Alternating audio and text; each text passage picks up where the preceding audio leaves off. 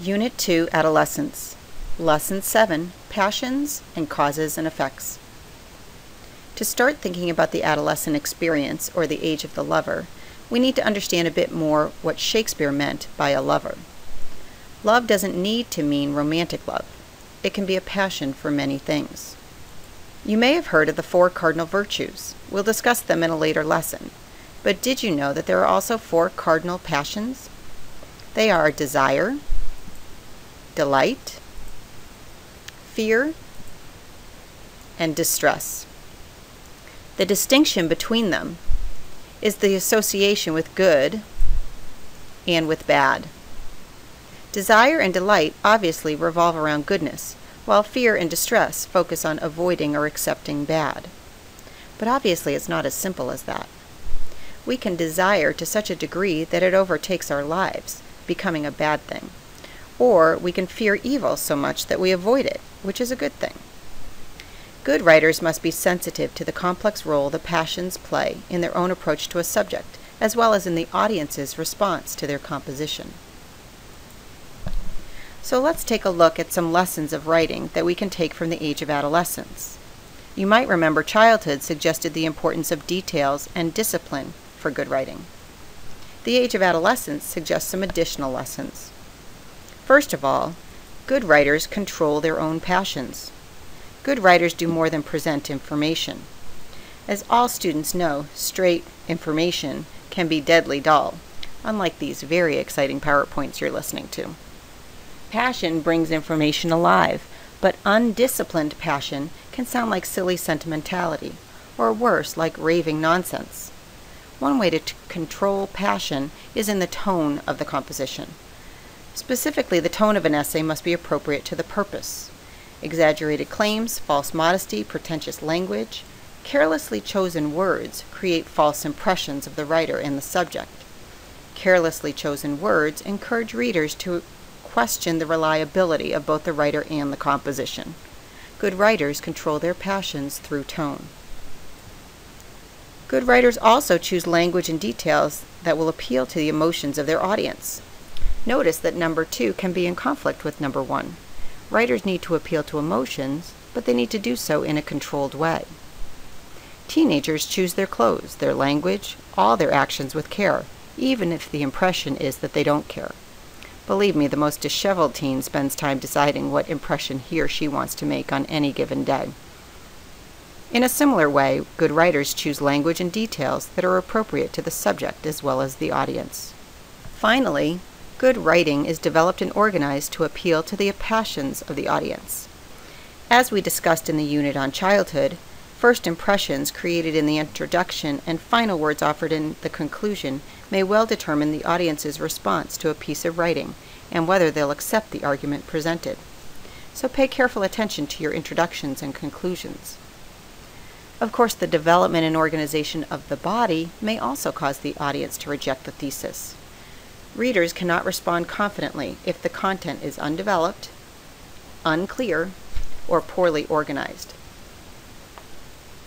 So after understanding the 4 cardinal passions and knowing that they need to be controlled and used wisely, it's also essential to understand the various types of causes and effects. In life, by failing to understand the causes of a problem, you're going to spend a lot of energy trying to solve it and accomplish nothing. Likewise, if you pay no attention to the effects of your actions, you may cause problems that could well be avoided. To illustrate, I give you the case of the desperate adolescent. When I taught high school, I had a boy in class who was determined to impress the girls. Well, okay, this is James Dean, and he pretty much impressed the girls in an easy manner, but he's going to play our desperate adolescent for the sake of argument. This boy came to school doused with strong fragrance and wearing the latest fashions. Unfortunately, the girl whose attention he desired the most was allergic to his fragrance. She began sneezing and asked to be moved to a new desk. I don't think he ever figured out why that girl didn't seem to like him. This silly example may serve to illustrate several distinctions useful in considering causes. There are 4 kinds of causes commonly defined. First, you should distinguish between immediate causes and remote causes. The immediate causes are those which precipitate or lead directly to an effect. The high school boy's strong fragrance led directly to the girl sneezing and asking to be moved. Remote causes are those which may be connected to the effect, but which cannot be directly linked to a particular effect. For example, let's assume the girl disliked the boy for a variety of reasons. Maybe he threw food in the cafeteria, or maybe he used vulgar language, or maybe, given that this was high school, his best friend had offended her best friend at some point in time. These reasons would be remote causes for the girl's not liking the boy and her asking to be moved. They're not directly linked, but they contribute to the effect. Another way of examining causes is in terms of their being necessary and sufficient. Necessary causes are essential to the situation. For the girl to have an allergic reaction prompting her to be moved, something to which she was allergic had to be near. The fragrance was the necessary cause. In this case, the fragrance was both the immediate and necessary cause, and the two seem to overlap, but that's not always the situation. A necessary cause is essential to the situation. The situation would not have happened without it. Sufficient causes are those which could produce a particular effect, but which may or may not have actually contributed. For example, the boy's mannerisms, his reputation, or even the kind of car he drives, may have been sufficient for the girl to dislike him and want to be moved. Many causes could be sufficient to cause the girl's disapproval of the boy. In addition to the four sorts of causes just identified, you should understand that there are both immediate and delayed effects. The immediate effect of the strong fragrance may have been the girl's allergic reaction. The one immediately followed the other. The delayed effects are those which may not surface for some time. Perhaps after the girl with the allergic reaction moves her seat, a new girl who loves strong and manly smells may ask to sit next to the boy, and the new couple will live happily ever after. Perhaps a delayed effect, which shows up somewhere down the road, is that the boy eventually comes to understand that someone will be attracted to him for reasons beyond his appearance and his smell, and he eventually stops trying so hard.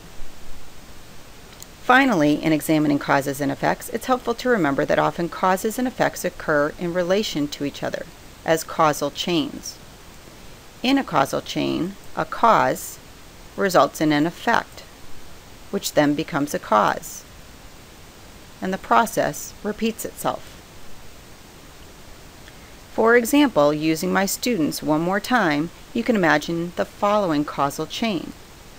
The cause, a boy wears strong cologne.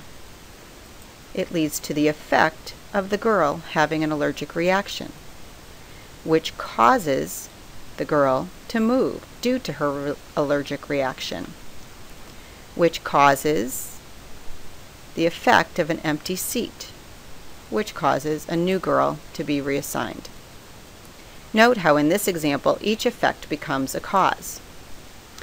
There are two important things to remember about causal chains. First, you need to determine how far to carry them. Know when to stop. Had not some ancestor long ago come to the United States, I wouldn't be here. But to blame some long-dead ancestor for my problems of today may be of little practical value. That would be too far down the causal chain. Second, assign cause with care. One event may not be a cause of another just because it happens before the other. In fact, false causality is a logical fallacy, which is to be avoided in both writing and thinking. Having briefly defined causes and effects, you need to return to your essay. Remembering the different sorts of causes and effects should encourage you to explore them more fully. Take a look at the sample student brainstorm and essay in Unit 2's section of your textbook. A student from a previous semester wrote her essay on the causes and effects of her leaving home. She identified an adolescent experience wanting to leave home after high school graduation and wrote it in the center of her paper to brainstorm. She thought about immediate and remote causes and then sufficient and necessary causes. Just as childhood is an age of wonder, adolescence is an age of passions. And the challenge of adolescence is, in part, learning how to control passions. To ignore them would be unhealthy, even inhuman, but to let them dominate life would be equally wrong. In the next lessons in this unit, I'll consider how the brainstormed causes and effects can be organized and how you can appeal to the emotions of your audience.